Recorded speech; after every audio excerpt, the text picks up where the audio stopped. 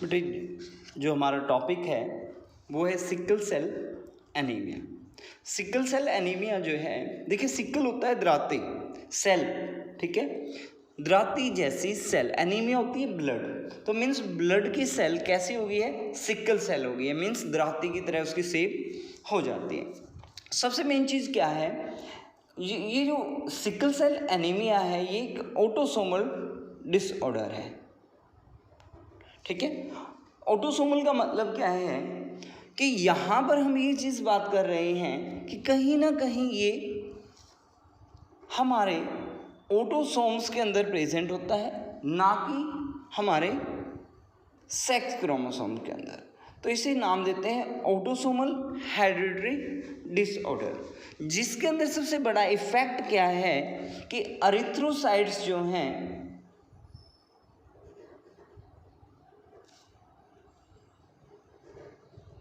become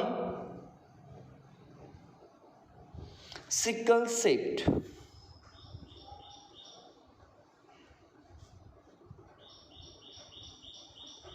clear.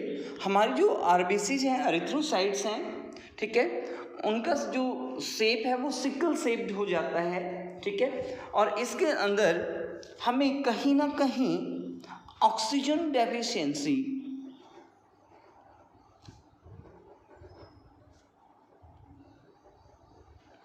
Feel जो है होना स्टार्ट हो जाती है, क्लियर। तो ये डिसऑर्डर जो है वो किस वजह से होता है, ड्यू टू फॉर्मेशन ऑफ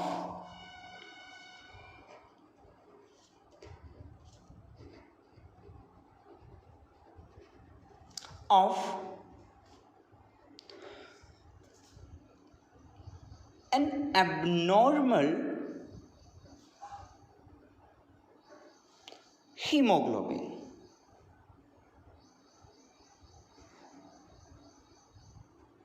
ठीक है। और इस हीमोग्लोबिन को हम रिप्रेजेंट करते हैं HbS से।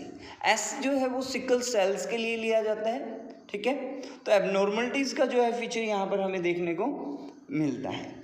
ये डिफर करता है, क्लियर, नॉर्मल जो है हीमोग्लोबिन से, किस वजह से, जो ग्लूटामिक एसिड है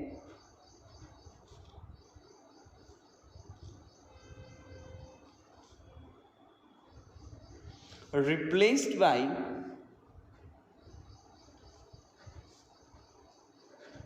valine due to point mutation, ठीक है, ड्यू टू पॉइंट म्यूटेशन। देखिए पॉइंट म्यूटेशन क्या है, सिर्फ एक पर्टिकुलर पॉइंट पर एक चेंज आपको देखने को मिलता है, क्लियर।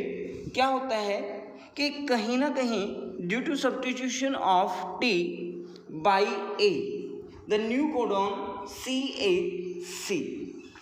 एक्चुअल में क्या होता है, नॉर्मल जो हीमोग्लोबिन होता है, नॉर्मल HB A जीन जो है इसका, वो होता है बेटे, जो चेन होती है एक्चुअल में ये, ठीक है, इसका जो पैरेलल है GAG, क्लियर। तो यहाँ पर T जो है, ये जो particular T substituted by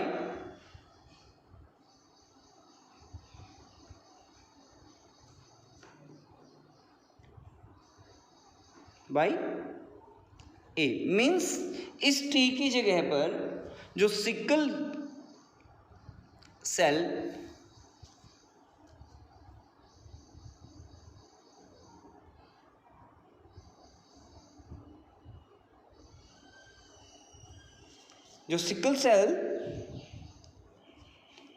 HbS gene है, उसमें क्या चेंज देखने को मिलता है, CACGTG।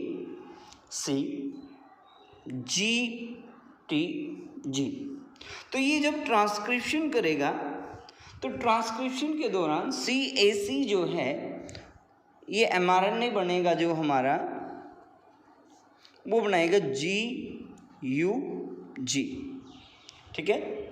परंतु यहाँ पर हम बात करेंगे, ये जो mRNA बनेगा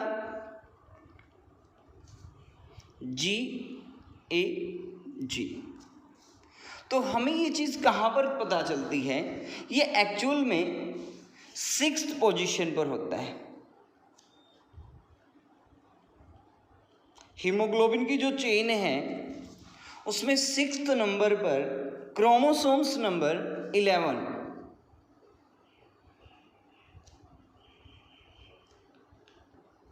समझ में आया? पोजीशन कौन सी होगी? 6th।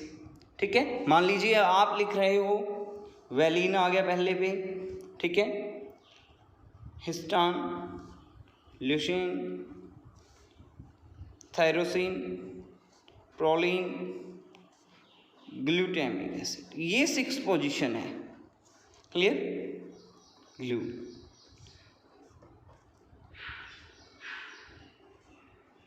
तो यहां पर भी 6th पोजीशन पर ऐसा ही चेंज आएगा। 1 2 3 4 5 6th पोजीशन पर क्या बन जाएगा?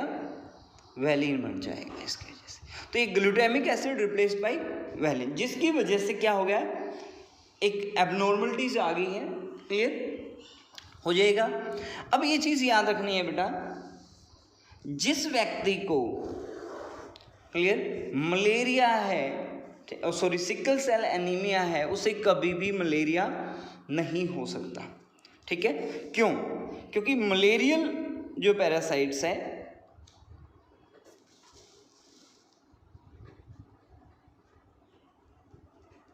is unable to penetrate the RBC's membrane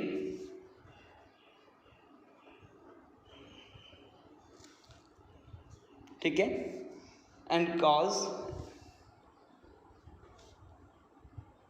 any harms। Clear?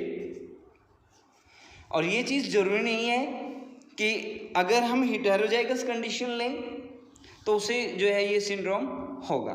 Clear? आए यहाँ तक बेटे? तो इसमें याद रखना है 2 जीन हमने लिए हैं। मैं एक आपको इसका केस लेकर बता रहा हूँ, कैरियर वुमेन। इसमें कैरियर कोई भी हो सकता है, कैरियर मैन। क्लियर? तो यहां पर HbA/HbS। क्लियर? HbA/HbS। तो ये तो हो गया इसका फिनोटाइप।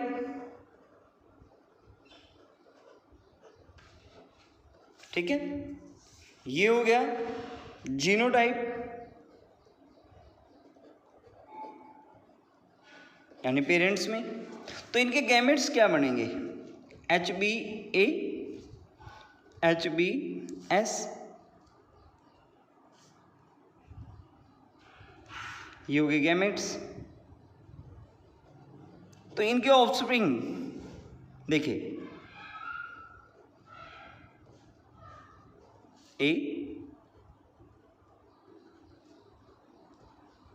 A/S। क्लियर? आया बेटे समझ में? दूसरा केस ये आ गया। परंतु जब ये क्रॉस करेंगे HbS/HbS, इसे सिकल सेल कहेंगे। ये क्या हो गया? Sickle cell. ये क्या हो गए? 2 कैरियर।